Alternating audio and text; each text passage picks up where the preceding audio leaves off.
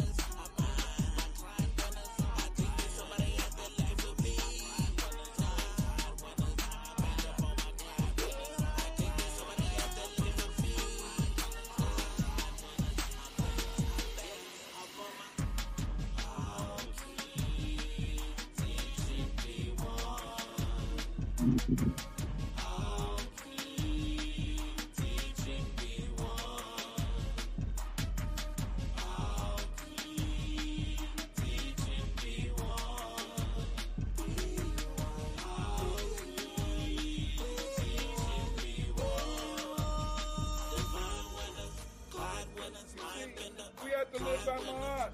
We have to live by my heart. I have not done wrong. I have not robbed. I have not stolen. I have not slain people. I have not told lies. I have not stolen food. I was not stolen. I have not fornicated with the fornicator. I have not caused anyone to weep.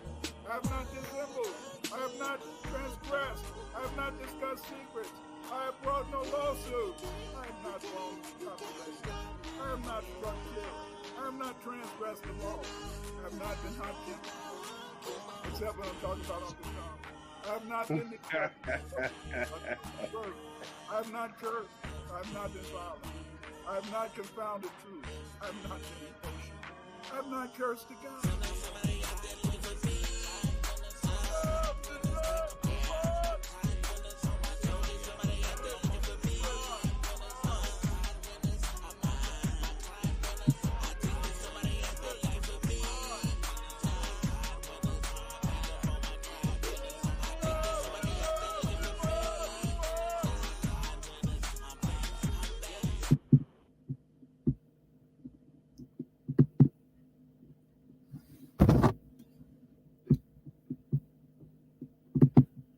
What up, though? What up, though? How's everybody doing, family? This is a wonderful sunny day.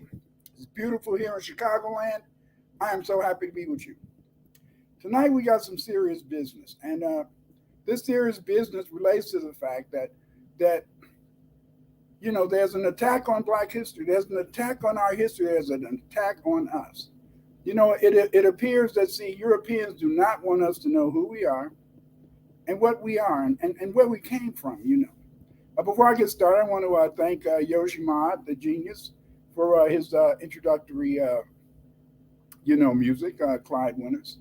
This is the key, And the most important thing is that we got people like Yoshi Mod, who's a genius in terms of what he can do with music, what he can do with videos. This guy is a genius.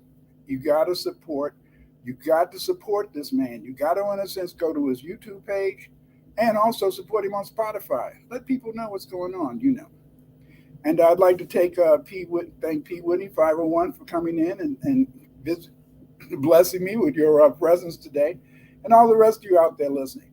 But again, it's an important subject that we're going to talk about. What we're going to talk about is this whole idea about what Ron DeSantis is doing. Although, in a sense, many people take this for granted. They really say, this isn't really anything to be upset about. Because the fact is that,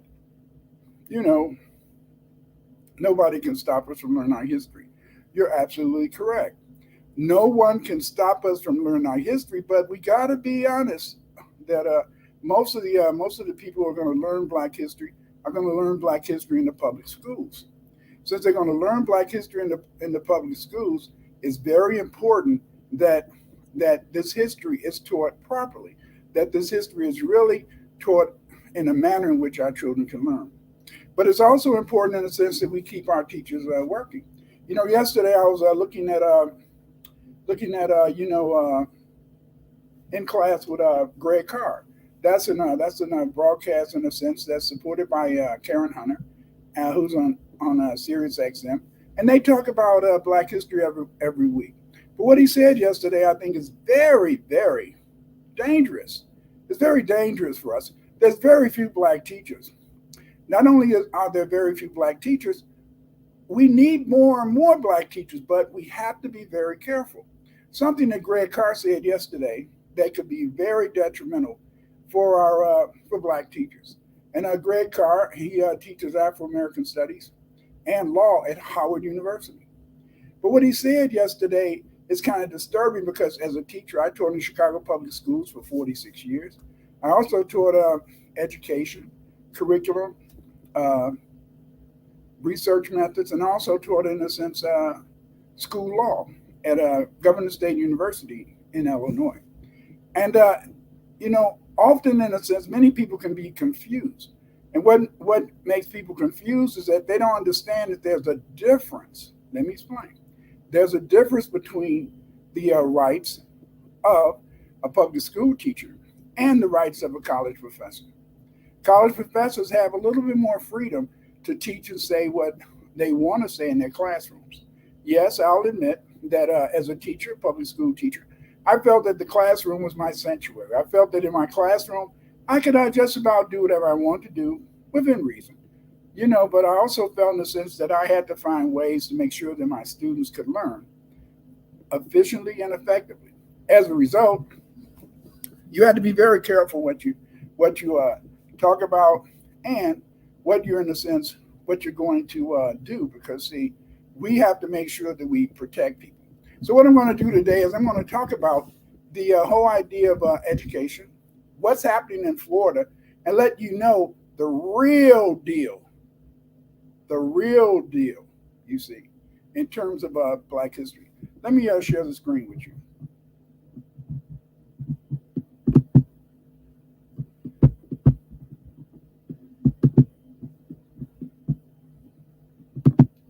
Okay, white supremacists, Blacks did not benefit from slavery. According to this new curriculum that's been published by Governor DeSantis in Florida, is that Blacks did benefit from slavery. You see, this is his opinion, but at the same time, why should we accept this? See, but white supremacists, they want you to believe that FBA people, Foundational Black Americans, benefited from the institution of slavery. No, we did not benefit from the institution of slavery. It's very important to understand in the sense that foundational Black Americans are a unique people. Foundational Black Americans are people in a sense who have a tripartite in a sense origin. What I mean by tripartite is that our ancestors were the Black Native Americans who were the original copper-colored Indians of the United States. We also have some of us have a descent from some of the Black Irishmen who were sold into chattel slavery. Yes, chattel slavery in 1649 through 61. And we're also descendants of sub-Saharan Africans. But it's very important to understand is that we are not just descendants of people from Africa. Our ancestors were already over here.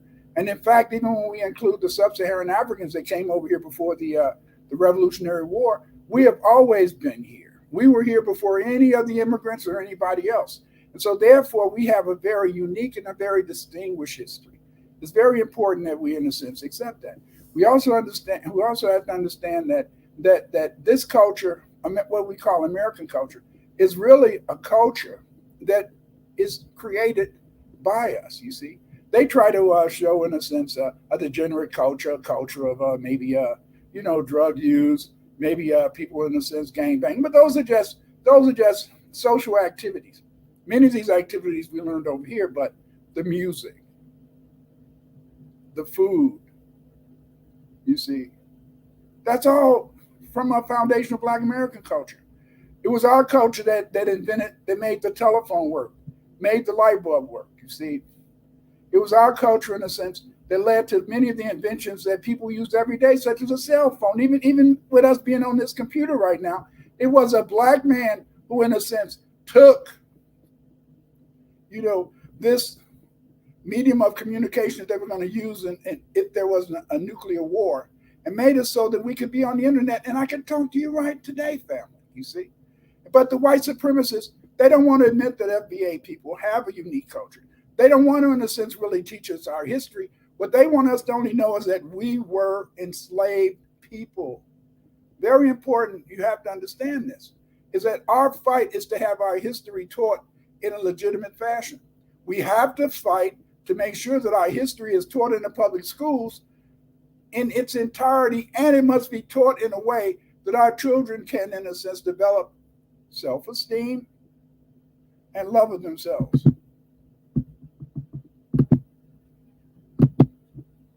FBA is not a group. FBA is not an organization. FBA is a lineage. A lineage is lineal descent from an ancestor, ancestral pedigree. As a result, we are descendants of the African and Aboriginal Blacks who built the United States. If you want to find out more about the history of Blacks in America, please buy these books. The World History of the Black Race. This is a very important book because in the World History of the Black Race, I talk about every Black civilization that's ever existed on the planet Earth. Get this book so you can know that history. In America, from prehistory to 1877, I give a detailed history of foundational Black Americans. I give our history from the Aboriginal ancestors. Also, I talk about, in the sense of Baradanak. The Baradanak is the name of the original Black people that lived in England that Oliver Cromwell sent over here as chattel slaves. And so then if you get this book in American history from prehistory to 1877, what you're going to find is that this is a detailed book. This book can be used by your children. It can be read by you. It is a book, in a sense, that gives all the facts you need to know in terms of Black history. The history of foundational Black Americans. And of course, in my book, We Are Not Just Africans. And We Are Not Just Africans, what I do is I talk about our history as Black Native Americans. You see, I have a Choctaw heritage. But again, in a sense, although I have a Choctaw heritage, I always remember, in a sense, that my ancestry, yes, the ancestry of all FBA people is African, you see. So therefore, in a sense, we have an African ancestry. And in fact, Africans have been in the Americas for over 100,000 years. And let me tell you something. The oldest skeletal remains of a modern human being, you see, Anzac boy, he carried, in a sense, the R1 haplogroup. And this is very important because, see, the R1 haplogroup is carried today by 22% of foundational Black Americans. I repeat, the R1 haplogroup is carried by over 22% of foundational Black Americans. What does this mean? This means, in a sense, that some of us have been in this land for over 10,000 years. And our ancestors, in a sense, have given us that genetic memory of their presence here, you see. Foundational Black Americans are unique people. Join my Patreon to see the slides. All the slides that I'm going to present here, I'm going to present these slides and they're going to be in my Patreon. So join my Patreon. My Patreon is very important because it's my Patreon, in a sense, that helps me to think about topics that I present every now and then. I do a weekly program on Reverend Shock Matthews' platform in which I talk about various history themes. And these history themes, in a sense, I have these slides, and you can go to my Patreon to see the slides. Join my Patreon, give me that support, because that's what allows me to buy the books and by the articles that I use to do the research. Some of it we're going to talk about today. I'm on Twitter at Dr. Clyde Winters 8. I don't post too much on Twitter, but every now and then I post on Twitter. Then you can go Clyde Winters on YouTube. You're here. This is where I have my videos. I have over 200 videos that explain every aspect of Black history from ancient times up to the modern day. I also discuss on my YouTube videos. Also discuss the history of the Black people in India, and these Black people in India, they can be called the Dalits or they're called the Dravidians, and many of the Dravidians, in a sense, relate to us. Yeah, when some of the Tamil, Telugu, and other Dravidians come over here, they try to use the white card. But in India, South India, many of these people respect themselves and recognize their Black heritage, you see. And some of them who've really studied recognize the fact that they originally migrated from the Nile Valley into India. Also, you can order my books at Amazon.com. White supremacy plays an important role in educational planning. This is the attitude of white supremacists like Florida Governor Ron DeSantis and public officials in several other states who have banned the teaching of Black history and African American studies, subjects they label as critical race theory. Public officials in 23 states have either specifically banned CRT or are in the process of doing so, without distinguishing it from African American studies like history, literature, and political science. You see, they classify everything as CRT. They are not disguising it in so-called neutral curriculums. This means that we need to know what curriculum is and the laws that protect teachers during classroom instruction. You see, when people just off the wall, they say, the Florida has a new African American history curriculum. What is this all about? Well, what we're going to do is I'm going to really explain to you. I taught curriculum and I taught school law at Governor State for many years. So we're going to get into this. So let's discuss it right now. Derek Bell made it clear that critical race theory is defined as the theory that racism is not merely the product of learned individual bias or prejudice, but that racism is systematically embedded in American society and the American legal system to facilitate racial inequality. What does this mean? This definition of CRT or critical race theory makes it clear in a sense is that people in a sense don't just learn, you see, to be racist. They don't just learn to be anti-Black, you see. What it says is that every aspect of American society is based upon white supremacy. Every aspect of American society is based upon racism and is anti-Black. This is something, in a sense, that many white people do not really like. They don't like this whole idea that racism is seen as a systematic symptom, you see, in terms of how Europeans interact with us. And this is they feel in a sense that if you acknowledge in a sense that racism dominates America systematically, then you also have to admit that many of the gains and many of the successes of European people in this country are not the result in the sense of hard work, not a result in the sense of pulling themselves up by their bootstraps.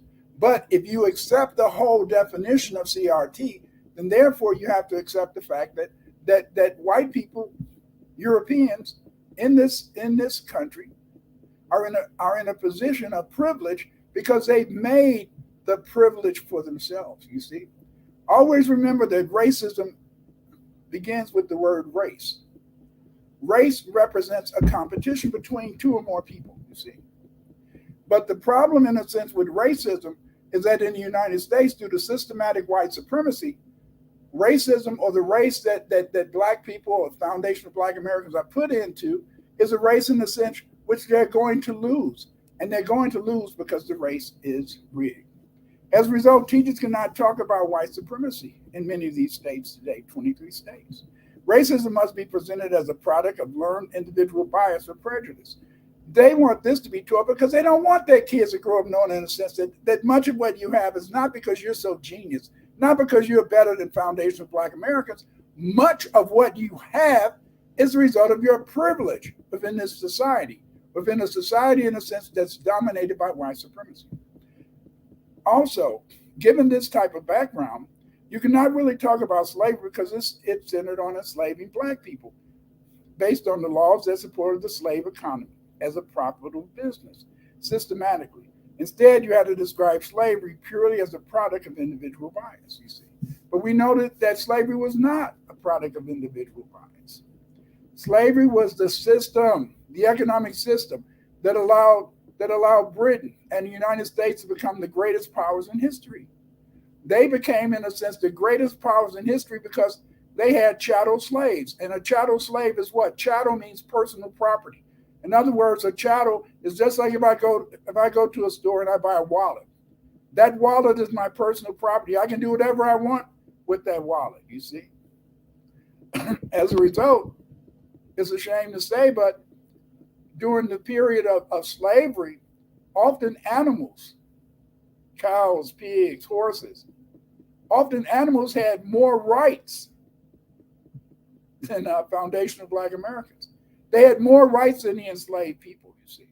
But see, they want you to move away from this whole idea that America is a white supremacist society. They want you to move away from this idea and think that racism is just a result of individual people. Oh, that person is racist.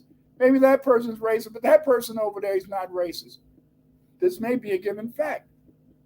Everyone may not be racist, but at the same time, because of the fact that the society, as recognized by Derek Bell, is a racist society, is a society that supports white privilege, you cannot really, in a sense, say that slavery was the product of individual bias.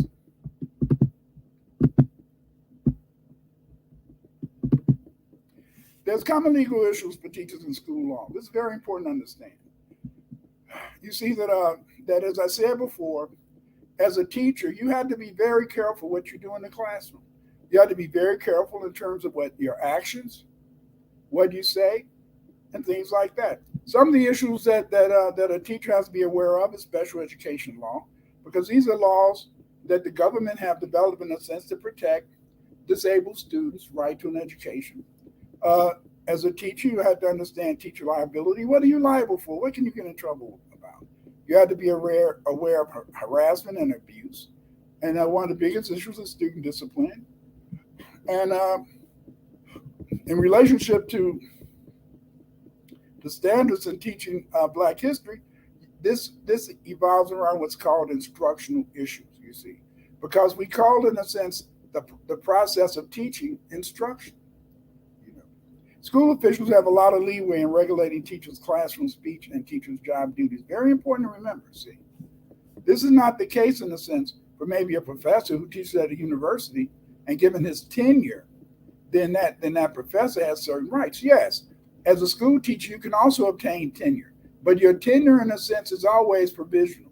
And the reason I say it's provisional is because at any time you can be disciplined, or at any time you can be fired if you don't, in a sense, understand that it's the administration, it's the board that in a sense defines your speech, classroom speech, and also your duties. Teachers must teach the assigned curriculum. In other words, whatever the curriculum is, if the city, state tells you that you have to teach certain subjects in a certain way, then you have to do that because it's the assigned curriculum. Teachers cannot teach student curriculum issues based solely on their own interpretation of the curriculum. In other words, in a sense, just because I come into a classroom, I have a curriculum that the city or the state has developed, then I have to follow that curriculum. I can't just teach any way I want to. And see, one of the reasons, in a sense, that you can't teach curriculum the way you want to is based on the fact that teachers must respect curriculum suggestions. Because if you don't accept curriculum suggestions that are in the curriculum, you may receive negative consequences if you deviate from curriculum because students are recognized as a captive audience. Very important to remember is that to the courts, students are a captive audience. In other words, in a sense, students cannot get up and leave your room. Students, in a sense, have to remain under your tutelage. They have to remain in your classroom, and they have to, in a sense, listen to whatever you want to teach them. And as a result, what we find, in a sense, is that in the courts, you're considered a captive audience. I have a lot of experience writing standards. I wrote the For example, in Chicago Public Schools, I wrote the the state standards for social studies. I also wrote the Common Core standards for social studies, Chicago Public Schools. And luckily, back in 1997, I also had the honor of writing the sixth grade lesson plans for world history. So I like curriculum. I enjoyed that activity. I was very happy to contribute to the development of standards in the city of Chicago. So I'm not afraid of standards. And standards don't necessarily have to hurt, you see, foundational Black Americans if the standards, in a sense, are patently based upon historical theories and historical realities that have been agreed upon by many researchers. But Greg Carr, he argues on In Class with Carr number 176, that appeared yesterday, that teachers can be creative in teaching curriculum standards. You see, the question that I have to ask is this true? You see, a very good article on teacher rights is Public School Teachers Who Refuse to Use Preferred Names and Pronouns, a brief exploration of the First Amendment limitations in the K-12 classroom by Suzanne Eckes. You see, teachers need to be clear about their rights when it comes to teaching the mandated curriculum during classroom instruction in relation to the First Amendment, right?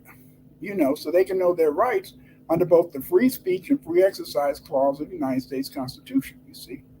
And see, what Carr said yesterday is that, oh, teachers, we got all this good research. And yeah, look at the standards. The standards say you can teach this. The standards can say you can teach that. You don't really have to pay attention to the standards. You can look at them, but maybe you can bring in a sense, your own opinions. You can bring in a sense, a little extra. And, so you can make it relevant. Yeah, the standards, in a sense, on face value, they're kind of anti-Black. But they're also good standards that you can really make work if you just add your own information to it. No. It's two types of teachers. It's working class teachers and it's middle class teachers. Over the years, I found, in a sense, that many middle class teachers, I just say middle class, they didn't come from a middle class background, but I call a teacher middle class that think that they can get in there, they can go to the school and they can tell the administrators what they're going to do. They can tell the Board of Education what they're going to teach, and then they go about teaching it because they feel, in a sense, because of their privilege as a middle class person, they can do this. No, you can't. As a teacher, your abilities are great. Your training is very important. But as a teacher, you have to do what your administrators tell you. You have to do, in a sense, what the curriculum says. If not, you can be in trouble, sure. In places like Illinois, where there's no anti-Black attitude in relationship to teaching foundational Black Americans, you can maybe bring in additional information. You can, in a sense, bring in information that can really solidify and really, in a sense, help your students, your FBA students, really develop good and positive self-esteem. You may, in a sense, be able to teach them information that can help them to be adventurous. And you also can teach them information, in a sense, that can help them to really have a clear understanding, you see, of the historical experiences of foundational Black Americans in this country. But that's in states like, maybe in a sense, Illinois, you see. But overall, the courts have already made it clear that you do not really have that ability. The courts have made it clear is that the Board of Education, your administrators, they have the right to tell you what to do and what your duties are and how to teach. And that's what a curriculum is. There are many cases relating to alleged inadequacies in how social studies should be taught and the prescribed standards teachers can teach pursuant to the curriculum. In January 2022, a federal appeals court held a group of Rhode Island students who challenged civics education in the state as inadequate. Even as the court ruled, the students could not prevail. See, civics is a very important subject because civics is not taught in too many, it's not taught too much in the United States because see, civics is supposed to tell you how your government works and how you can participate in government. And, let's just face it, most representatives in government, they don't want the common people to understand what their duties and responsibilities are because then, in a sense, the public would demand more from them. So civics isn't really taught effectively. And most people, in a sense, don't most of the representatives don't really want you to know about civics because you'll demand things from them. You'll demand that they serve you instead of serving themselves. But anyway, the court ruled, and this is what we should read, and I quote: the students have called attention to critical issues of declining civic engagement and inadequate preparation for participation in civic life at a time when many are concerned about the future of American democracy. The unanimous three-judge panel of the United States Court of Appeals for the First Circuit in Boston wrote in AC versus McGee, but there was no fundamental right to an adequate civics education under the United States Constitution, the court held. In other words, in the sense of that students, teachers, the public, they don't have a right. You see, they don't have a right to really decide how a subject should be taught, because the fact, in a sense, and this is what the theory would go. The theory would go is that you have a board of education. This board of education is usually, in a sense, supposed to be representative of the community. Since the board of education is supposed to be representative of the community, then therefore the courts say, the public has had an influence over the curriculum because the curriculum was developed by board members who came from the community, you see.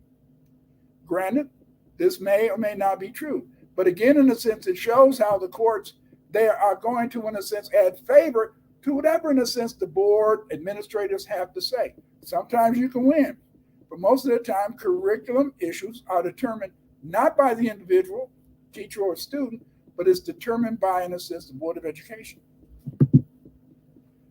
In Garcetti versus Ceballos in 2006, under Garcetti, when the public school teacher is speaking about a matter that is directly related to an official job duty, the speech is not protected under the First Amendment. Let me repeat that.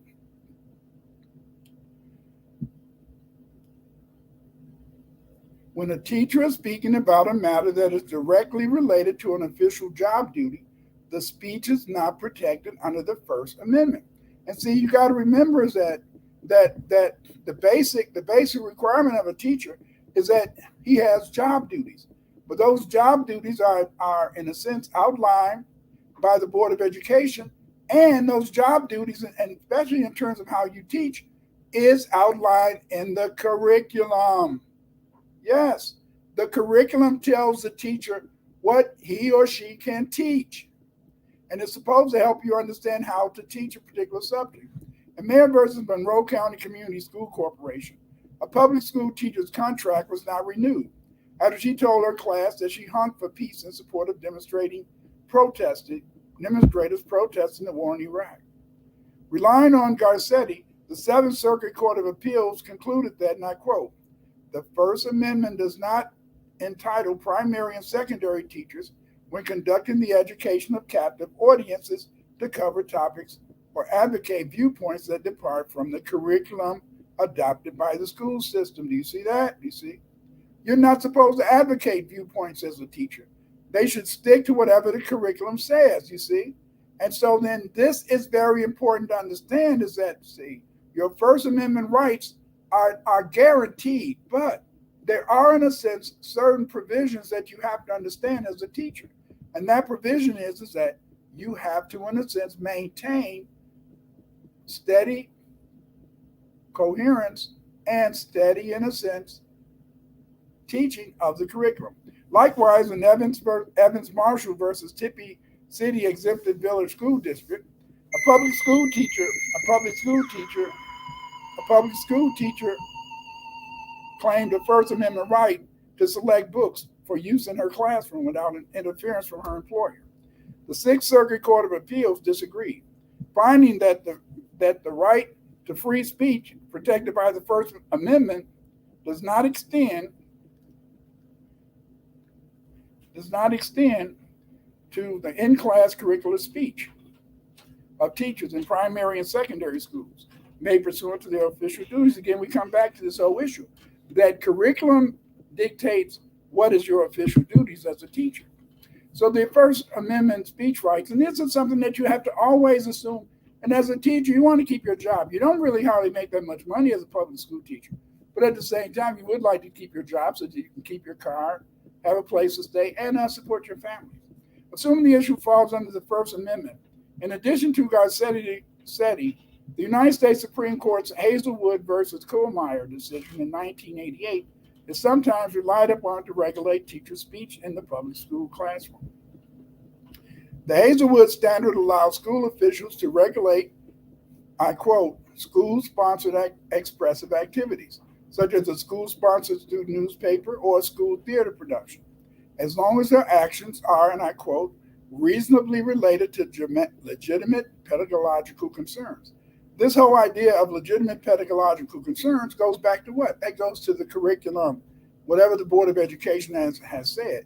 You know, I was working in the school district during the COVID thing, and hey, I needed a little extra money so I could go to my social club.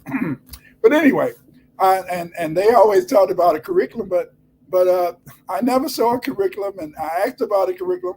A curriculum I never saw it, but they always talked about teaching to the curriculum. So this is another thing that can be a problem, is that sometimes some school districts may not have a written curriculum, but they may say a curriculum exists. So you have to be very careful in terms of what you're doing and how you are trying to teach. As a result, teacher speech rights under the First Amendment are indeed very limited in the public school classroom. Thusly, Greg Carr's suggestion that teachers teach social studies based upon agreed historical standards that conflict with the school curriculum may not be justified based on, in a sense, the Supreme Court's decision, Hazelwood versus Kuhlmeier, you see? So you have to be very careful. So Greg Carr, yes, he teaches law, but it's clear that he doesn't understand school law. If he understood school law, he wouldn't have never advised that. See, a lot of teachers look at in class with Carr. A lot of teachers, belong to narrative and Cannubia. I belong to it. And so then a lot of teachers, in a sense, can get the wrong idea, and they can be following Professor Carr's advice, and they can end up getting fired off their job. You see? That's why sometimes you need experts to talk about a subject, and sometimes, in a sense, someone who may not be an expert, for example, Greg Carr in relation to school law, can lead you down a path in which you can suffer. And the biggest way to suffer is not to be able to work and make money. Teachers must be aware of this legal fact.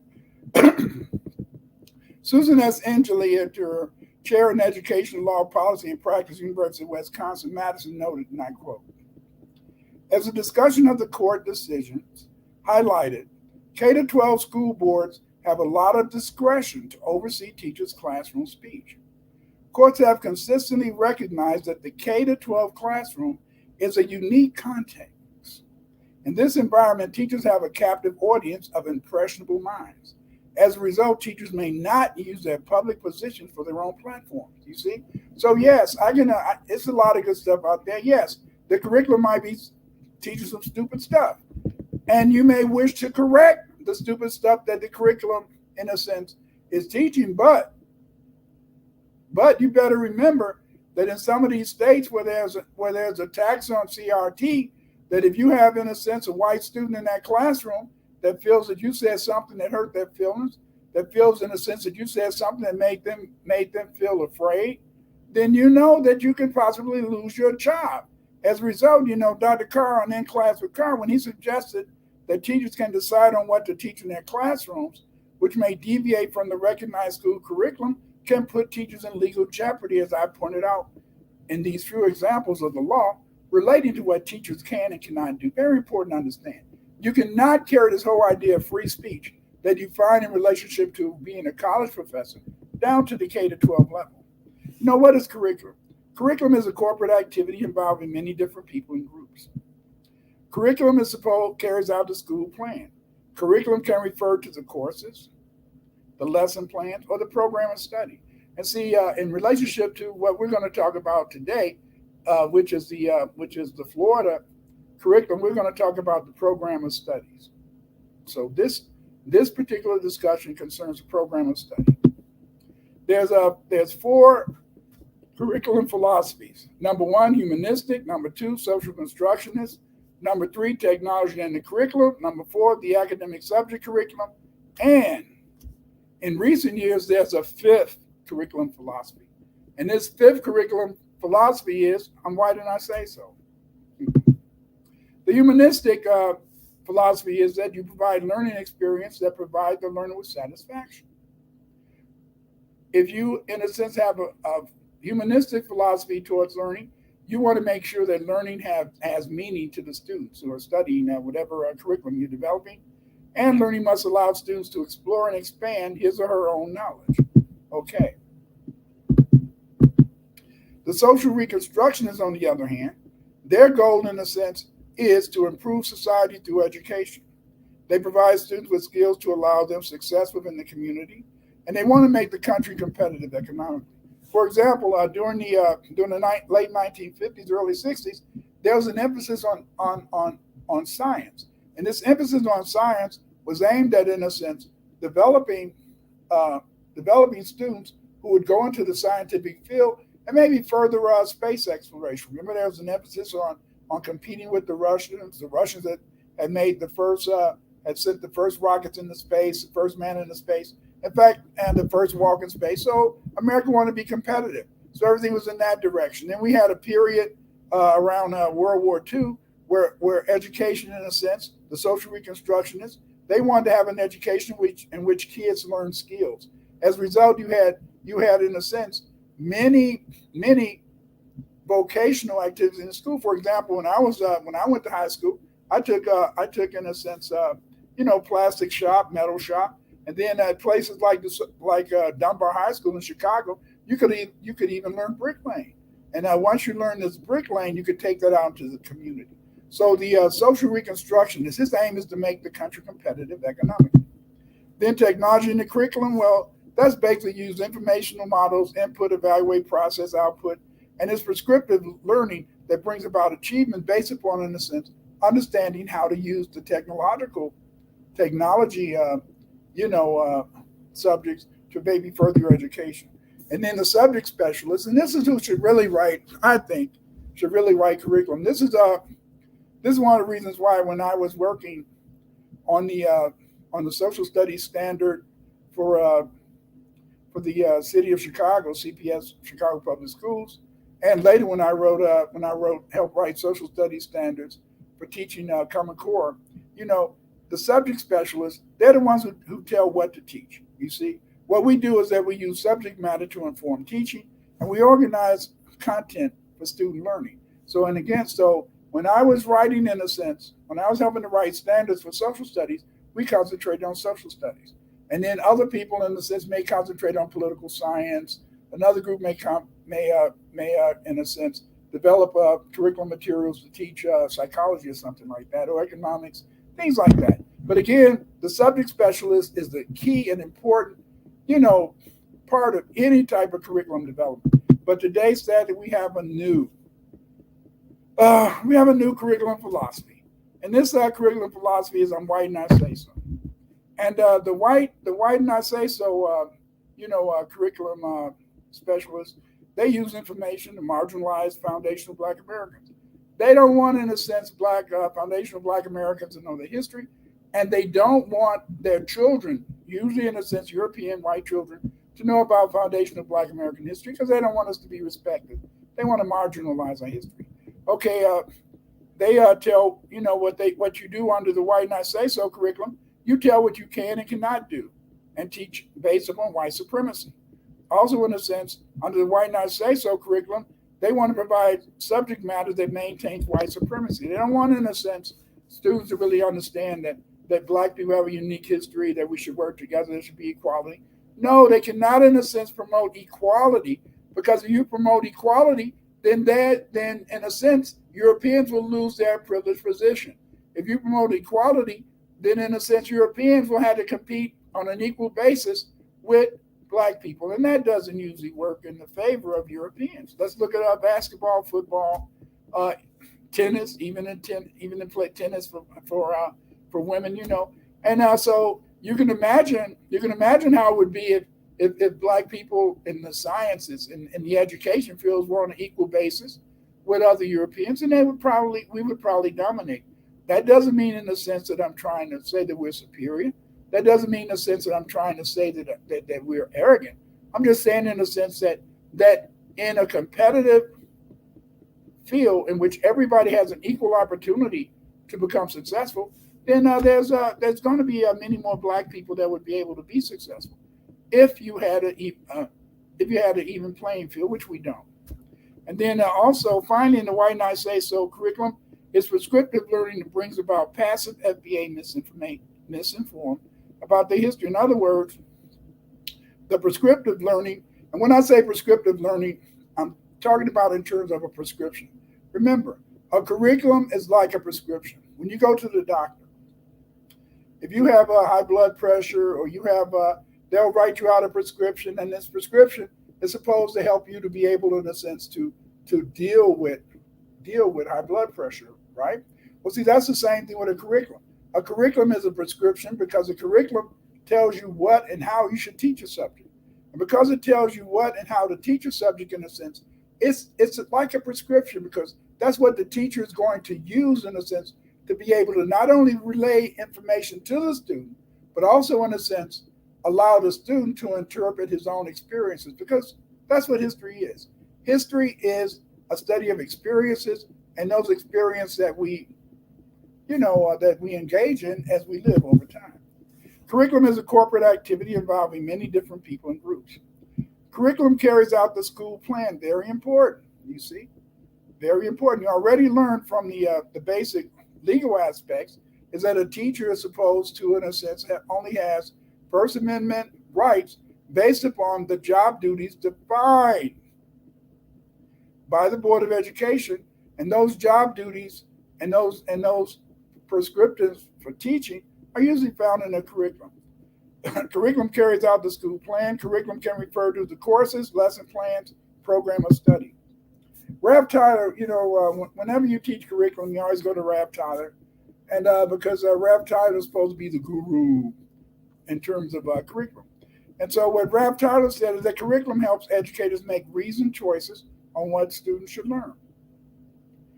But you also have to remember that curriculum is all the experiences a school plans for its students. In other words, each subject that's taught in the classroom, you're going to, in a sense, know how to teach that, in a sense, based upon what's in the curriculum. It also advocates the idea that people learn by doing. That's why you have to do things. The more you practice, the better you become, the better you learn a subject. So that's why, in a sense, in the classroom, teachers spend a lot of time engaging their students in activities in which they produce their own learning. At least we do that today. You also, in a sense, use the curriculum to plan experiences and the way students learn. And also, often, in a sense, the philosophy of the school can be understood in relationship to whatever, in a sense, the curriculum is.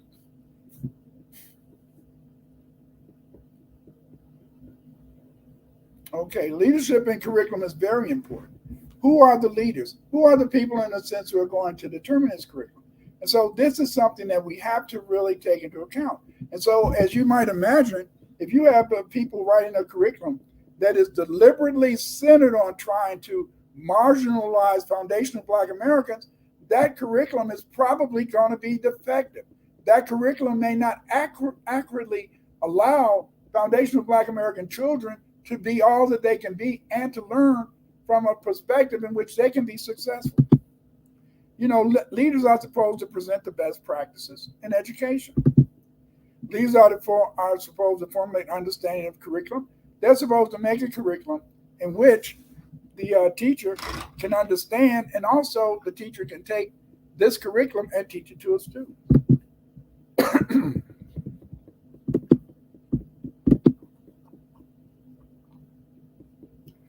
The leadership, you should understand the cyclical nature of curriculum and the role of evaluation, analysis, assessment, and implementation of the curriculum. In other words, a lot of times, in the sense, you want to have a curriculum in which the teacher will know how to assess the students, how to evaluate their students, and in a sense, how to, in a sense, make sure that the students are learning those things which are necessary.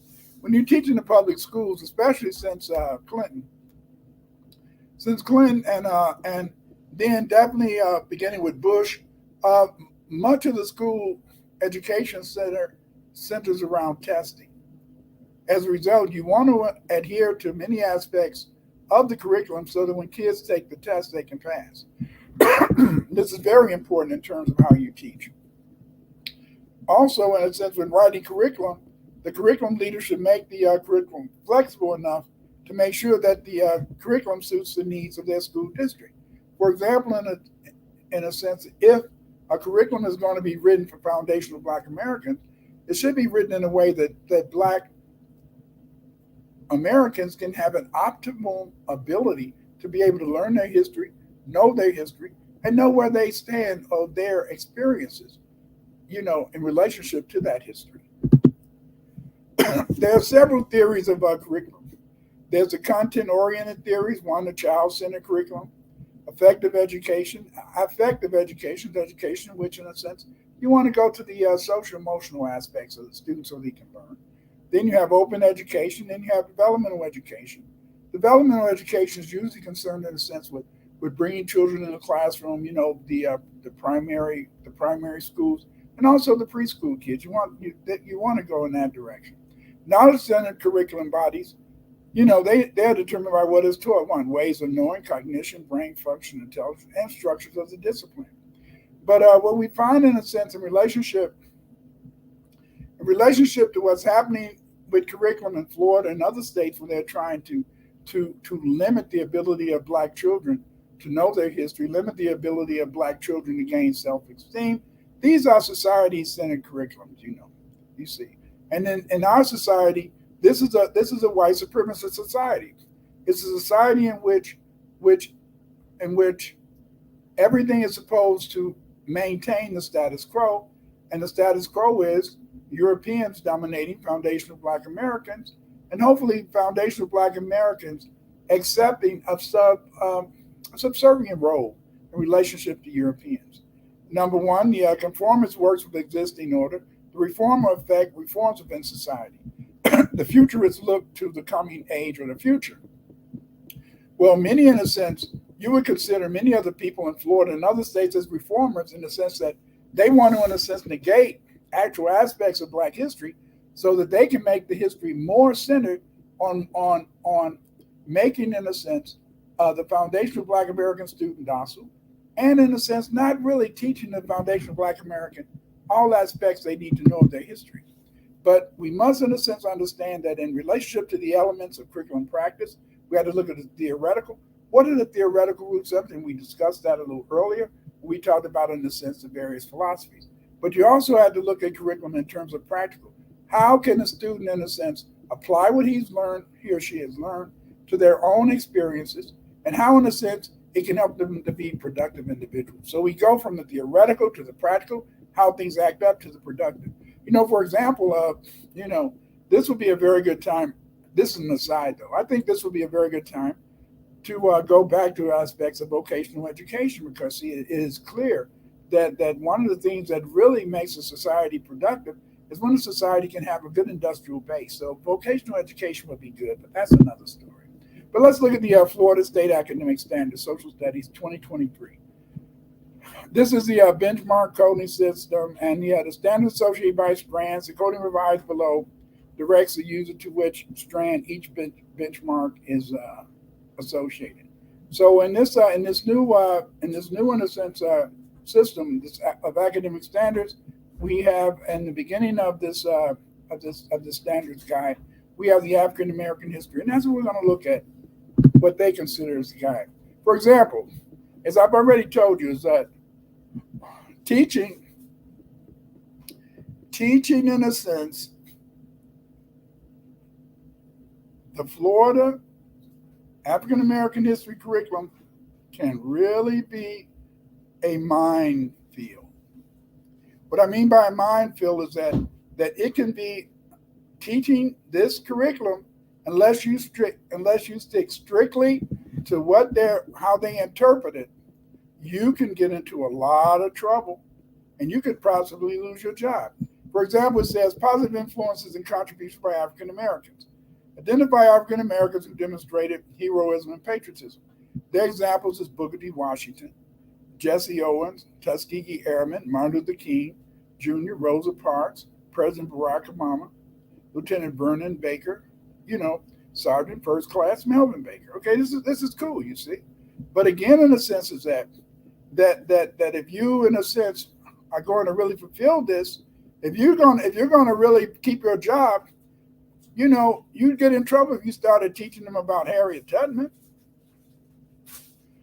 because Harriet Tubman, she's best known as not only a woman in a sense who led people to freedom, she was also a special forces commander during the Civil War.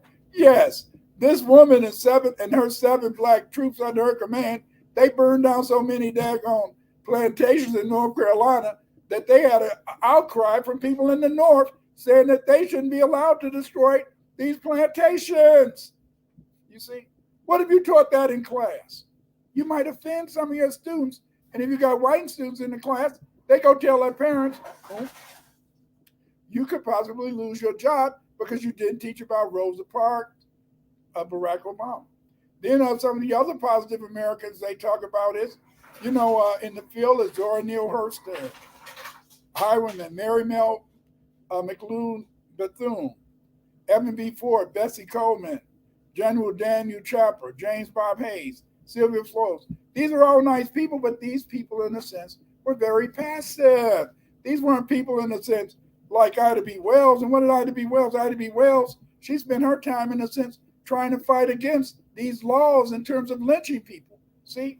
And just think about if you're in the classroom and you decide, yes, we wanted, in a sense, we had Ida B. Wells. Ida B. Wells was a great woman. You know, she went around trying to stop lynching because many white people, you know, they used to want to, in a sense, burn black people up and lynch them, even cut off their private parts and put them in jars. And, no, I mean, hey, what do you think is going to happen to that teacher if he's got white kids in there? They go home and tell their parents. They're going to say you deviated from the curriculum because the curriculum tells you the people you should be teaching them about. See?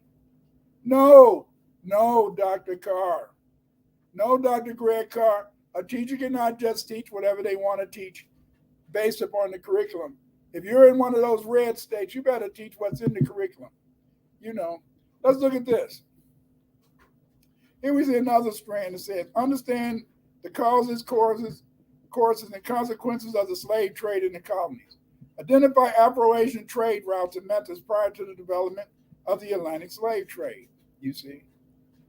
Instruction includes how slavery was utilized in Asian, European, and African cultures. African cultures didn't have slavery. What? They didn't have slavery in African cultures until the Portuguese introduced the slave trade, the Atlantic slave trade. Then many African people began, in a sense, to rob and kidnap black people to work on plantations to provide crops and materials for what? The slave traders. They didn't have, so how are you going to teach that? That's crazy. But what it does is that it implies that Africans were already involved in slavery before Europeans came, which is untrue. Instruction includes the similarity and differences between serfdom and slavery. Instruction includes the maps to justify trade routes. Then it said, describe the contact of European explorers with systematic slave trade in Africa. Now listen to this.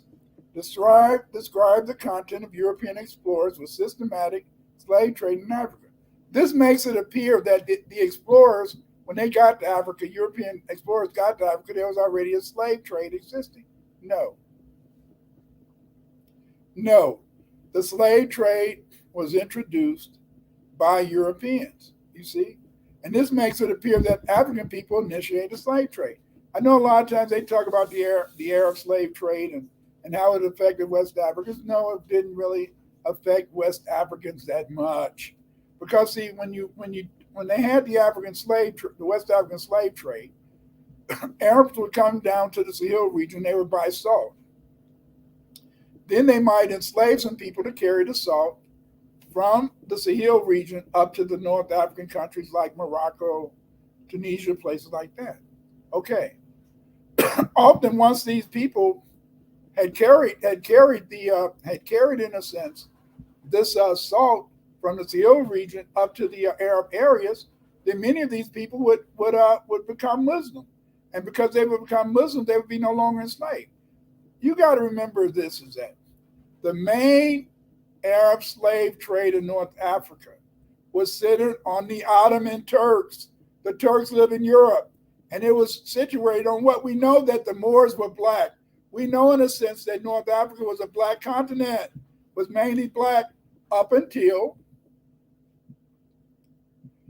the 1800s. And what happened? I'll tell you what happened is that the Ottomans began to bring in Ukrainian slave women, white women. And many of these white women, in a sense, became, in a sense, the slaves of some of the black Moorish, sheikhs and black Moorish leaders.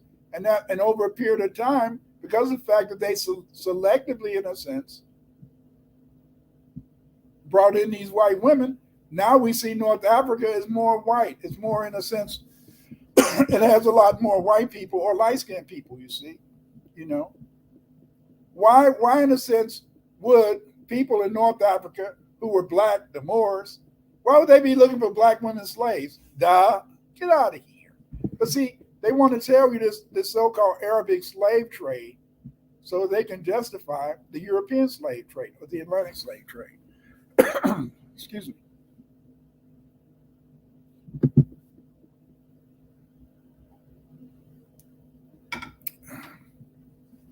The percentage of African slaves taken to the United States mainly came from the Sahelian region. They would have been found among the Senegamians, 90.7%. The Gold Coast, Blight of Benign, about 32%. And see, these, in a sense, were the main sources of slaves for the Americans, because we got to remember that the American slave trade ended shortly after, in a sense, the Revolutionary War. However, a good amount of the Senegamian region were from the Savannah. Even if you allocate all Senegamians to the Sahel, that's only 20%. Sahelians would have been few in number from the Gold Coast, Blight of Benign, and Blight of other parts of Africa. The majority of POWs in a sense, in the 13 colonies that came from Africa, came, in a sense, from the Sahelian region. From 1641 until the Revolution, in 1726, that's 125 years. This is more than enough time for the first English American slaves to develop a culture, which trended more towards, not all, but more towards Senegambia and Upper Guinea. North Americans slaves, in a sense, included New York, New Jersey, Pennsylvania, and the rest of the New England states. The Senegambians are dominant. This is the reason American culture is an African culture. It's because of the fact that many of the early colonies had African slaves who came from the Senegambia. That's one of the reasons why we even find that in the English language, you find many African words. I know everybody's heard of the Gullah Geechee, and the Gullah Geechee, they found that many of their words, in a sense, are from West Africa, mainly from the Senegambian region. In most regions during the colonial period, when Africans were adapting their cultural patterns to the new environment, they, like other people coming to America before 1750, were less likely to be of diverse origin. The United States Constitution, adopted in 1787, prevented Congress from completely banning the importation of slaves until 1808. Although Congress regulated it in the Slave Trade Act of 1794 and in subsequent acts in 1800 and 1803, after the Revolution, numerous states individually passed laws against importing slaves. By contrast, the state of Georgia and South Carolina reopened their slave trade due to demand by their upland planters, who were developing new cotton plantations. Georgia from 1800 until December 31st, 1807, and South Carolina from 1804 had their own, still continued the slave trade. In that period, Charleston traders imported about 75,000 slaves, more than were brought to South Carolina in the 75 years before the Revolution. Approximately 30,000 were imported into Georgia. A lot of people, they keep asking, people like Dane Calloway and others, they keep talking about, where are the slave boats? They didn't make any special boats to bring slaves over here. They just got a boat and they put black people on it and they brought them over here. There were no specially built slave trade boats. And so when people are talking about the slave trade boats, it was any boat that they could carry black people on, You see, at least 500,000 FBA came from Africa. 250,000 new slaves arrived in the United States from 1787 to 1808, a number equal to the entire slave importation of the colonial period. Throughout the 18th century, approximately three-quarters of the Africans arriving in the upper Chesapeake, as well as in since the Lower James River, came from the Senegambia on the north and the Windward and Gold Coast, an area which included present-day Senegal down along the coast, ending in the area of present-day Ghana.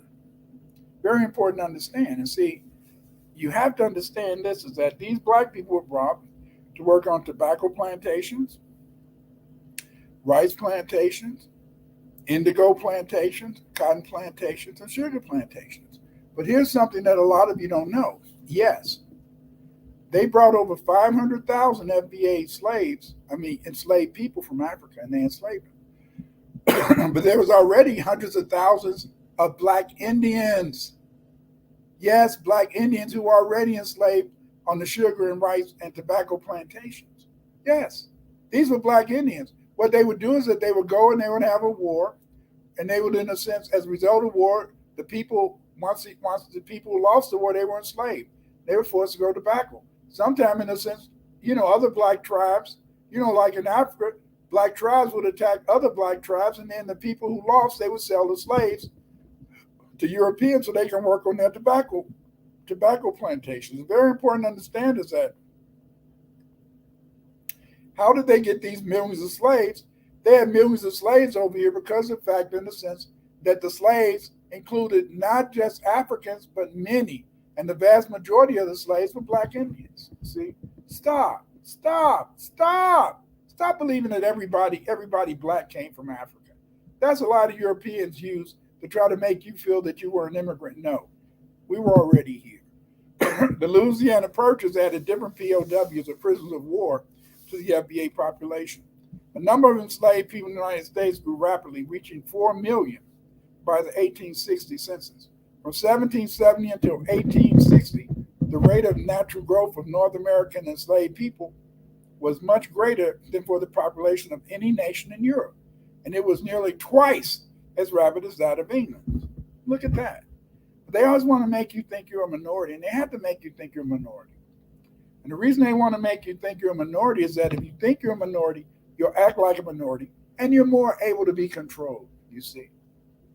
In 1763, excuse me, when France ceded Louisiana to the Spanish, there were 46,000 African people enslaved there, as compared to 36,000 free persons, you see. So as you can see, the Louisiana Purchase, that's when they brought in many of the Bantu people and other people from Nigeria. They, in a sense, mainly entered in a sense the United States via the Louisiana Purchase. But naturally, most of the black people who were here, they came from the Senegambia. Here's another thing. Here's another thing that can be, in a sense, a minefield. It says, describe the history and evolution of slave codes. Instruction includes judicial and legislative action concerning slavery. Analyze slavery revolts that happened in early America and how political leaders reacted to the revolts in New York and the Stoner Rebellion. You see, now think about that. Think about that. How can you really, in a sense, teach students in Florida about the slave trades when you're going to talk about African people killing white people because of their racist and inhuman treatment? See, but they tell you in a sense to teach about this. But I mean, hey, that's a dangerous thing to teach because if you got white students in the class, they're going to be upset because they're not going to want to hear why these black slaves rebelled. How can you tell students about slave rebellions in detail? The Stoner Rebellion was a large slave uprising on September 9, 1739, near the Stono River, 20 miles southwest of Charleston.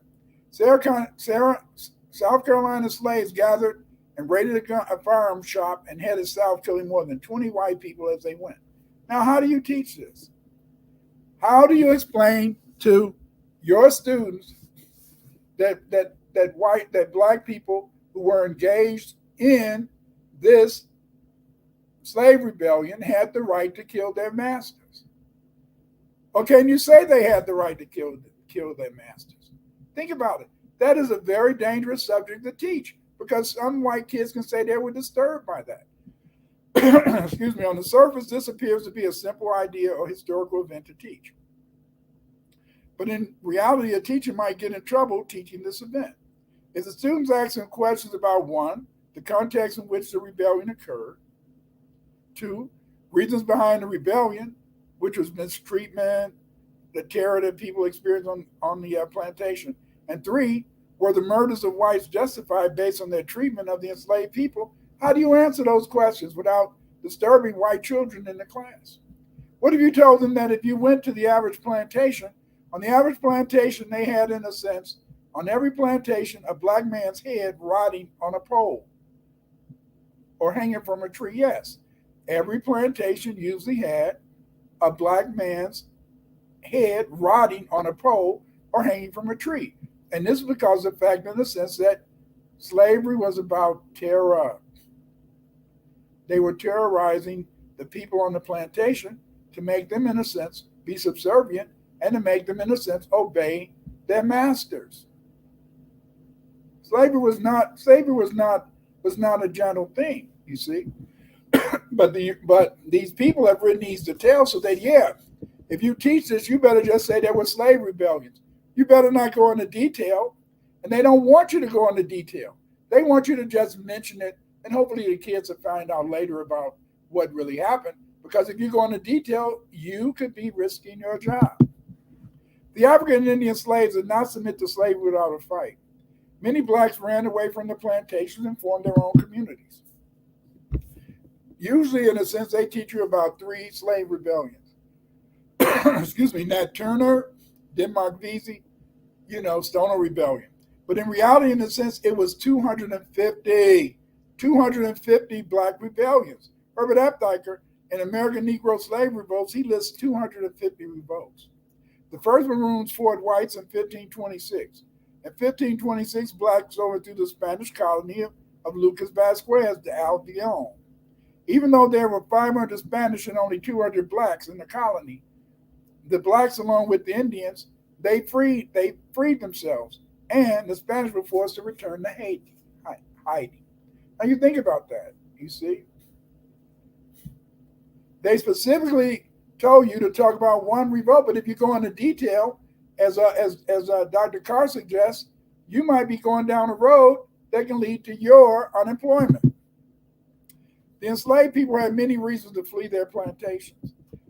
The causes behind people becoming maroons might be the overseer's whip, the master celebrating the 4th of July, or a powerful sermon. Enslaved people knew what freedom was. Solomon Northrop, a freeman kidnapped by slaves and sold into slavery, wrote in his book, The 12 Years a Slave, and I quote, "They, enslaved people, do not fail to observe the difference between their own condition and the meanest white man's, and to realize the injustice of laws which place within his power not only to appropriate the profits of their industry, but to subject them unmerited and unproved punishment without remedy or the right to resist or to remonstrate." This is very important, see. Sometimes they will just beat you out of just meanness, you see. But they do owe us. They do owe us for reparations, and they owe Foundation of Black Americans for reparation because our ancestors worked on those plantations for nothing. I'm looking for my check. The Maroons usually made their settlements in the swamps and badlands or among Indians. They were often chased into these areas by dogs and men with guns. The Maroons might hide in the forest until his anger towards his master might subside, or the need for food. Other enslaved people stayed in the swamps and woods with their families for weeks, months, and years. This was especially true in a sense of Maroons in a sense. And here we see some of the Maroons who fought in the Yamasee War. In the Yamasee War, we can see look at these various black people. These are Indians, mind you. The Yamasee were Indians, but look, you can see the distinctive red bandanas that are wrapped around their head. and you can see the brother with a tomahawk. Give me a tomahawk. And then you see another brother. He got a kufi hat on and a shield, and he's running forward in a sense. You see, and then finally behind the brother with the shield and the kufi hat, we see another brother with a turban. This is to show you. This is to show you that black people were not just from Africa. There's already black people here. Stop. Stop letting Europeans make you feel that this is not your land. Stop letting Europeans make you feel that you should not be proud of your ancestry, that you should not be proud of your heritage as brave, loyal black people. Stop it. And don't forget in the sense that many black people lived in the dismal swamp. From 1700 to 1856, thousands of Maroons lived in the dismal swamp. Here they had their own outposts, they had their own houses, they had their own businesses. Some of these businesses interacted with the Europeans, and those white folks did not go into the dismal swamp to try to attack them after a while either. See? In fact, the dismal swamp was not really, in a sense, filled in until after the Civil War, you see. Because many of the enslaved people in the dismal swamp, they came out and they joined the Union to fight the Confederates. See? And then we also had to remember the Seminole Wars, which began in 1897. So we find, in a sense, that many black people, especially in Florida, we had the Seminole Wars. You know, how do you teach that? You know, there's always going to be a student who say, well, why did they rebel?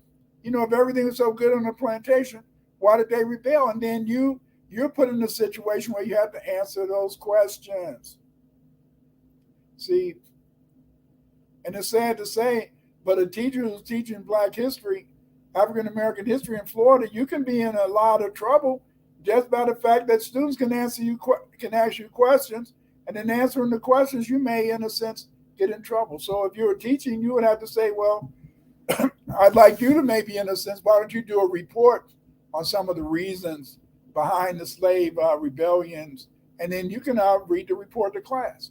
But as a teacher, you wouldn't necessarily want to go into an explanation about why the slaves, in a sense, were rebelling, why the slaves, in a sense, were fighting their masters, because that, in a way, might disturb the white students, and if it disturbs the white students, your employment could be on the line. But if you had students, in a sense, maybe do a report and allow them to read report in class, and that way, in a sense, they could learn about it. But you would, in a sense, want the students to do a lot of learning on their own, because again, as I told you, this curriculum in Florida is, on the surface, it seems neutral. On the surface, it seems like it could be a good thing, but it's a curriculum in which that teacher better stick closely to whatever, in a sense, is mentioned, in a sense, in the explanations in the curriculum, or you can be susceptible to losing your job. You see. Okay, here's another thing. It says identify key legislation, politicians, and political figures who advanced American equality and representative democracy. Let's look at some of the people they talk about. Civil rights efforts, you should talk about Arthur Allen Fletcher, President Dwight D. Eisenhower, President John F. Kennedy, Lyndon Johnson, Richard Nixon, Senator Everett Dirksen, Mary McLuhan Bethune, Shelby Steele. Shelby Steele, that's an Uncle Tom to the T.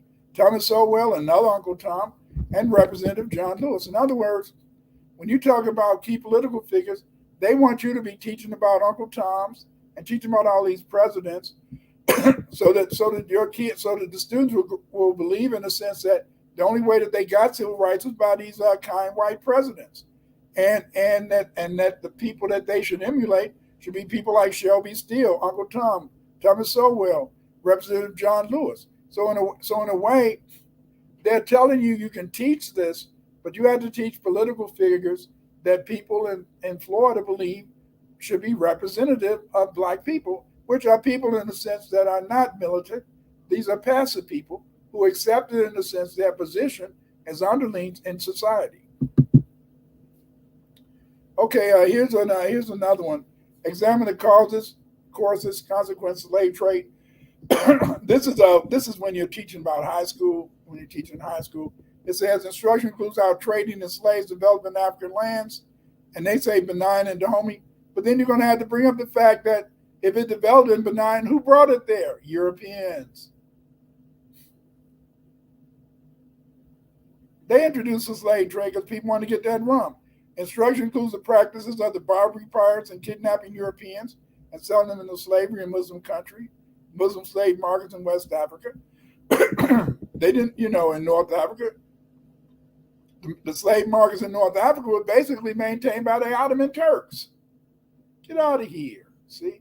But they want you to be trying to teach students in the sense that slavery, slavery was bad, but you got to remember there was them Africans who started slavery, which is a lie.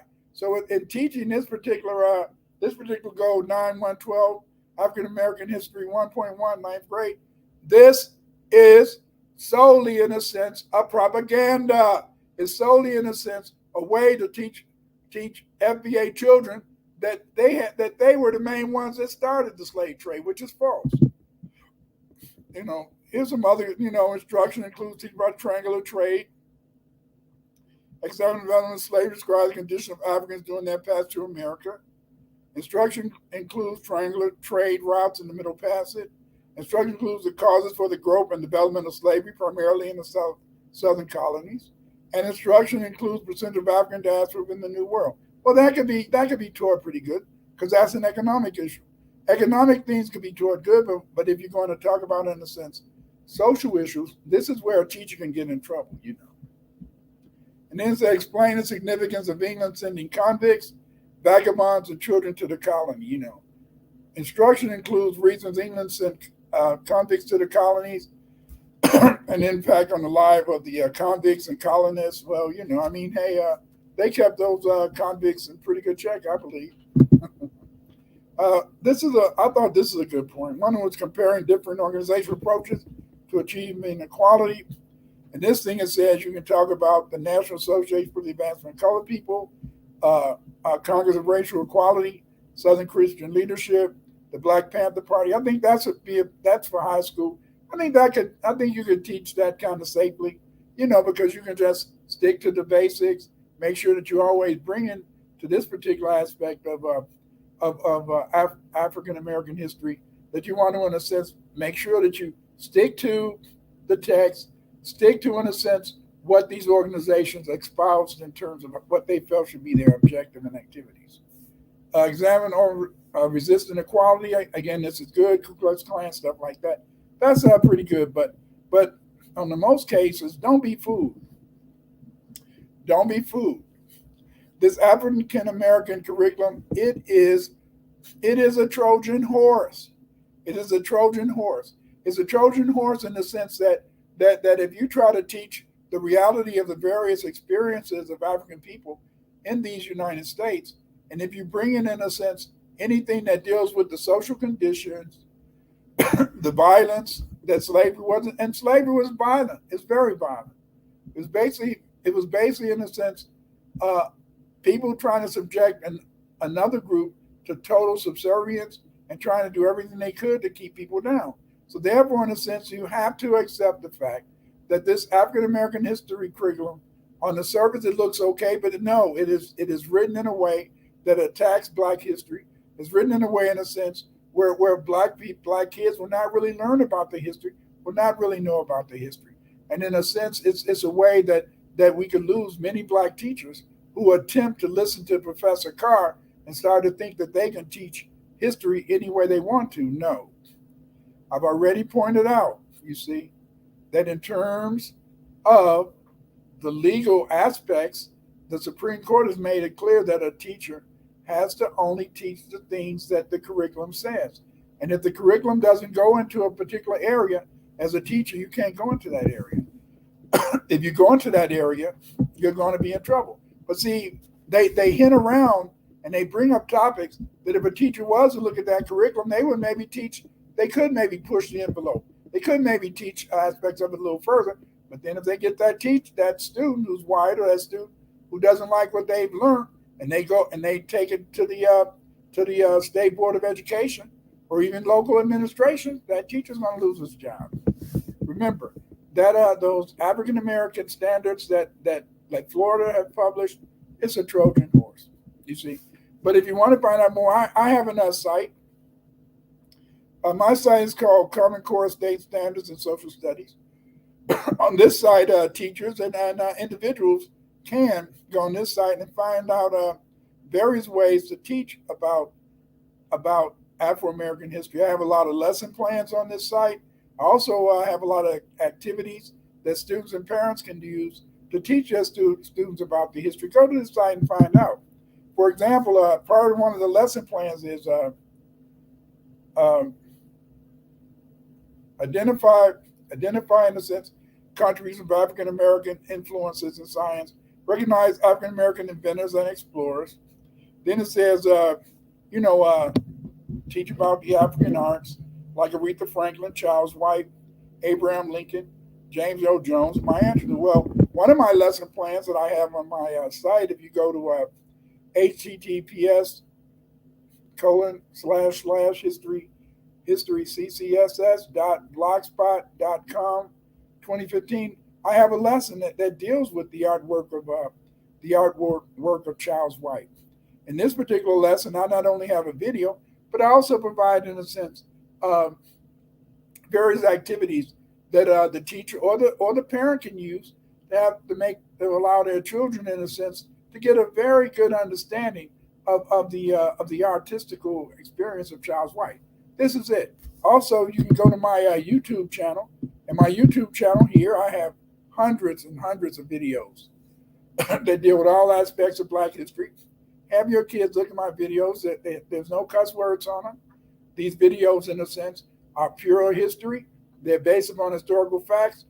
Use these to help your kids so that they don't have to, in a sense, be subjected to history being taught in a way in which they're going to lose their own self-esteem. Also, if you want to learn more about the history of Blacks in America, again, buy my book, The World History of the Black Race. It deals with, it's like a worldwide history of Black people. I have a curriculum guide too. For those teachers who are interested, send me an email and I'll send you a copy of it, or contact me on my Patreon, and I'll send you a copy of the curriculum that you can use with this, so you can use it in the classroom or use it for your own development or understanding of the Black civilizations that formerly existed. Again, my Afro-American Black history from prehistory to 1877. In this book, what I do, I discuss all aspects of Black history. I explain our Aboriginal ancestors, our European ancestors, the Buradinak people who came over here. They were Catholics, and they were made chattel slaves. I'm not talking about indentured servants. I'm talking about chattel slaves. And then finally, the sub-Saharan Africans that came over here. Get this book. Learn about our history. It's an easy-to-read book. It's written, in a sense, in a manner that a kid, at least the average kid in maybe fourth through high school, can read this book and can learn from it. Also, if you want to find out about our Aboriginal heritage, of course, get my book, We Are Not Just Africans. In this book, I discuss the history of Black Native Americans, our history as Black Native Americans, and how they are, in a sense, contributed. Because, see, don't forget, the first slaves on American plantations were not Africans. The first slaves were Aboriginal Black people, But again, we need more researchers. And I teach a class. I teach a research class. It's a 15-week research class in which people learn how to, in a sense, do research, how to write papers, and how to, in a sense, really, really be able to understand who and what we are. This discussion of the Florida African American History curriculum highlights the fact that we need more researchers to research hidden segments of Black history in the United States and the world generally. What if Neely Fuller says studying Black history is not to find out how great you were, it is to find out what mistakes were made. Very important. See, we have to look at this from the perspective of Amos Wilson. You see, Amos Wilson makes it clear in The Falsification of African Consciousness that knowing your history will reinvigorate your mind and spirit. To Wilson, we should see history as a psychohistory, which the aim of writing Black people out of history is to destroy any sense of intellectual or social self-esteem for African people. I already showed you how, on the surface, that curriculum guide that the state of Florida has developed, it looks passive. It looks like a good in a sense program, and yet if you do not teach it explicitly within the suggestions of their State Department of Education, you can be in trouble, and it could end up in a sense where you could lose your job. Wilson noted that in the final analysis, European history's principal function is to first separate us from ourselves and separate us from the reality of the world, to separate us from the reality of our history and to separate us from its ramifications. This is why I try to train people who are interested in understanding our history, interested in a sense, researching our history, to join my class. I hope you'll join my class. Information on the class that I'm teaching, you can find that in the directions of this video. Because see, Black history matters. This is why both Eurocentric and so-called liberal historians will usually agree that Blacks lack any type of ancient history or association with Egyptian history. They don't want you to write your history. They want you to read and know history based upon how the Florida, in a sense, standards are. They want you to not really know your history or your children, and you develop the self-esteem necessary to be a self-fulfilling person. You see, many people suffer from CAIDS. CAIDS is culturally acquired identity immune deficiency syndrome. And what CAIDS is that it's a pandemic in which Black people lose their sense of identity. Because they lose their sense of identity, because they don't know who they are, they don't know their history, they don't know that this culture is our culture. You see, these people, in a sense, they begin to think that they should follow white people. And as they begin to follow white people, they become, in a sense, immune to whiteness. And as they try to, in a sense, be white, they usually, in a sense, go down a road in which they fail, because you can never be white, because you can never, in a sense, change your color. No matter what you do, you're going to always be seen as Black. And so when you catch CAIDS, it makes you, in a sense, hate yourself. It makes you, in a sense, hate other Black people. That's one of the reasons why we have so much gang banging. That's why we have Black people pulling each other down. That's how we have some Black people who do ratchet things, because they feel that they should be living the culture that the hip-hop people, when hip-hop began, it was about Black power. NWA and not NWA, they were gangsters, but the other rappers, all of the New York rappers, they was talking about Black power, Black identity, Black history, you see. But then today, because of the fact that those people have taken over the hip-hop industry, all they talk about is performing oral sex, shooting each other, tearing down the Black community. And in fact, I've heard that many of the rappers who talk all this ish, these rappers, in a sense, are put in contracts by their producing companies.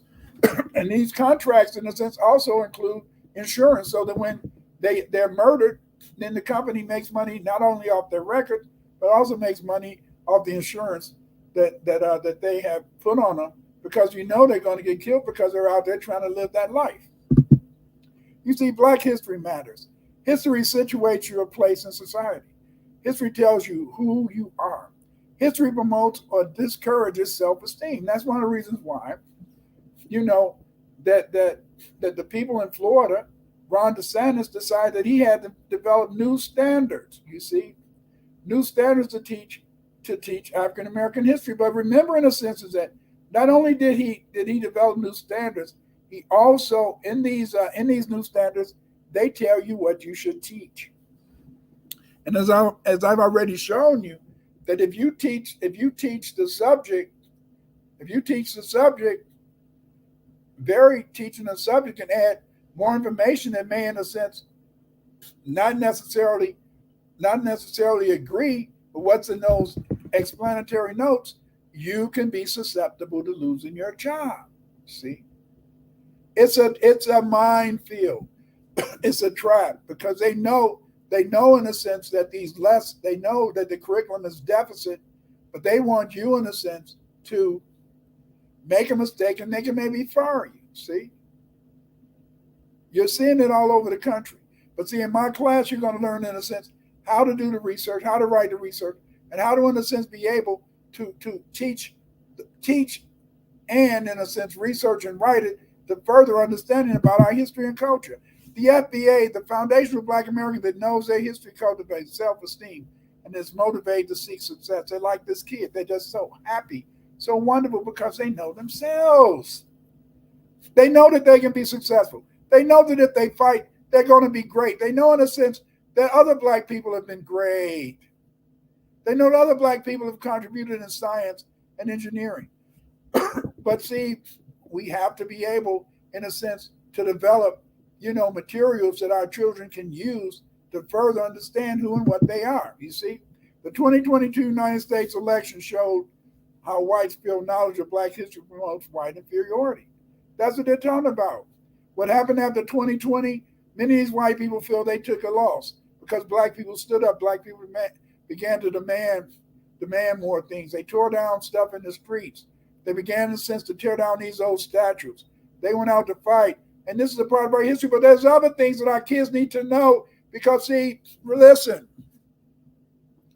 it's knowing about heroes. It's knowing about fighters that allow the children to know that they can be heroes, that they can be fighters. Whites feel this idea is supported by critical race theory, which maintains that white supremacy is a fixture of American society. Our kids need to know that, yes, white people hate you. Yes, some white people want to kill you. Yes, you're in a race, and this race has been set up so that you will not win the race. But although the European has established a race where he has, in a sense, privilege and that he's going to usually win, sometimes, in a sense, through the grace and mercy of God, yes, God, I know some of you don't want to talk about it, but through the grace and mercy of God, many of us overcome those obstacles and become very successful. You see? That's why we have people today who are living better than their former masters, their former drivers. You see? But see, winning is knowing. Winning is knowing. Knowledge is power. And that's what my class is going to teach you. It'll teach you how to take the knowledge of who and what we are, and translate it into tangible means that can help our people to grow. Whites feel that teaching Black history to white children causes internal mental conflicts because white children learn Blacks do have a great history and whites are not superior to FBAs and Blacks generally, see? But see, just like some white people, some white kids may in a sense have a mental conflict because of this whole idea of white supremacy and that much of what they earn in life is gathered, in a sense, as a result of privilege. That Black child who knows his history, that Black child who knows that he has a future, you see, that, in a sense, is what it's all about. Because, see, Black history matters to white supremacists. It matters because they feel that if all Black people know their history, have pride in themselves, love themselves, and feel, in a sense, that they can accomplish their own goals, that this, in a sense, is dangerous. They want you to be afraid. They want you to give up. They don't want you to be and do all that you can do. Why does everyone hate Afro-American men? They hate us because what? We're the only people, in the sense, that ended European hegemony of ancient history writing. Yes. We're the only people. We're the only people on the planet Earth that write about our history and write about the history of Black nations and Black civilizations worldwide. You see? White people are usually the interpreters of ancient history. But people like George Jackson, J. Rogers, W.B. Du Bois, Carter Wood, Woodson. These people, in a sense, they researched the history, they wrote the history, and they showed, in a sense, that much of the history that white people taught about us was wrong, false, fake. And we need more researchers, in a sense, to teach the truth. And see, that's the mission of my research course. My research course, it starts August 7th. I hope that some of you may join my research course. This course is the Afrocentric Researcher. In this course, you will learn research methods that can help you write and conduct research in the business, educational, historical, linguistic, and anthropological disciplines. Information on how to join the class is in the description of this presentation. Join me. Learn this history. it can benefit you. I mean, hey, it's very important to understand is that what we're talking about can benefit people. There's a lot of work in my former students. Many students after taking my class, yes. I've had 3 classes so far, and now these classes, my students are doing all type of interesting research, and my students are publishing articles and books to further research aspects of our history. For example, Shanice Lindsay over in England, she wrote a book, A Black King of Anglo-Saxon England, King Offa. And in this book, Shanice has been able, in a sense, to collate and bring together all the information on blacks in Britain, beginning 22,000 years ago, on up to giving a detailed discussion of King Offa. This is a result, in the sense, of what she learned how to do in my research class. I hope that you'll join it too. And then Bucket wrote this book, The Black Mother Wound, a comedic-centered thought remedy. This book is very important. And what Bucket has done is that in this book, Bucket has talked about what our moms experienced growing up in Jim Crow America. She talks about the fact that many of our moms, in a sense, became oppressors and really created within us traumas based upon their experience growing up in Jim Crow America. But what Bucket has done in this book is that she explains how our moms arrived at this, and then she also gives you a plan. Yes. Bucket provides, in a sense, worksheets and work material that can help you to get over that trauma. You see, and this came as a result of Bucket being in my class, understanding what she wanted to write, what she wanted to do, and she did it. And that's very important. I had another student, Cheryl. Cheryl, in a sense, she lives in I think it's L.A. And what she does, no, she's not in. Yeah. Well, anyway, she designs and she sells dresses. And what Cheryl did is that Cheryl took my class. She learned the various research methods.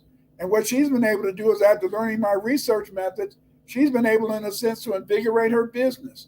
She's been able, in a sense, to develop new ideas and markets to sell her clothing that she designed on her own.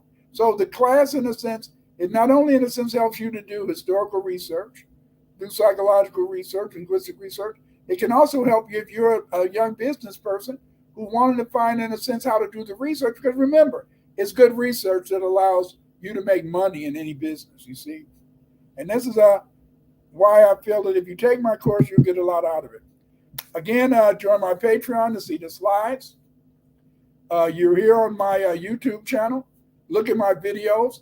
Use these videos to invigorate your understanding of Black history and also your children's understanding of Black history. And you can also order my books from Amazon.com. These books are on every aspect of Black history. Get these books. Have your children read them. You read them. Send me questions, you see. And you can order my books at Amazon.com. I'm on Twitter at Dr. Clyde Winters 8. Thank you.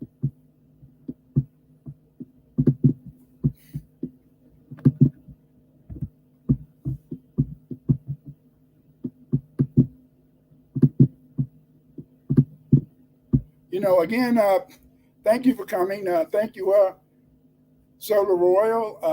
And thank you guys for coming, showing up. I hope you learned something today. I hope that you'll join my class beginning August 7th, so you too can add and learn more about our experiences. Thank you for coming. Thank you for sharing. And please, put a like on the video. Also, hit the subscribe button so that you can be notified about any future videos that I do, lives that I do. And remember, we are a people, love. We are a unique people. And it's through our understanding of our unique history that we will make things better. Thanks. See you on the next show.